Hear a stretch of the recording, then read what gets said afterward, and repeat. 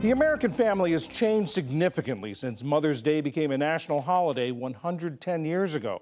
Families are smaller, more people are choosing not to have children, and more are choosing to be single parents. Still others want to have children but aren't able to. On this Mother's Day, we asked people around the country for their views on what motherhood means to them.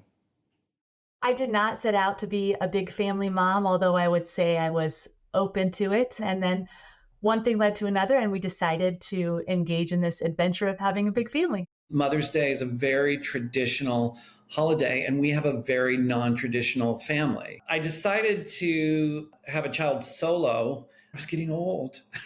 And I realized that this thing inside me that wanted to be a parent was not going to go away. I decided I didn't want to be a mother pretty early on. I wasn't the type of person who wanted to play with a baby doll or to play mother. I just didn't have that in me. I am a single dad to a 2-year-old boy named Theo, and I've been raising him alone since he was 4 months old when his mother passed away.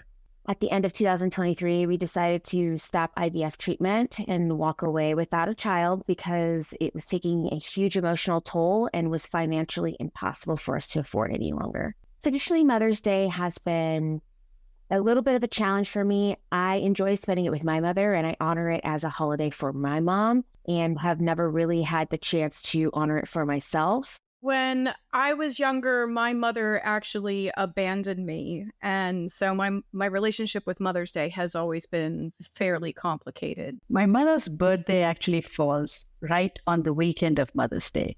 So it always feels like a reminder of the fun and the love and affection of my kids.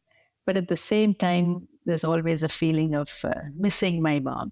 I think in the future, as he becomes more aware of the fact that his mother passed away when he was very young, I definitely want to keep her memory and spirit alive. I think that the notion of celebrating mothering is kind of profound. And however mothering looks, I don't think that has a gender or an identity around it. I think it's a thing you do. I feel the way I can define motherhood is it's like this bridge between being the child of your mother and the mother of your children. As you're learning on your path of motherhood, you're always looking back at what your moms did and how your childhood was. And yet it's a new adventure every day. Since my miscarriage especially, I see motherhood differently because I still am a mother in a way because I did carry the 2 children that unfortunately I lost. And I do see motherhood as a role that people take on in other children's lives to support them, to help raise them, to guide them, and to mentor them.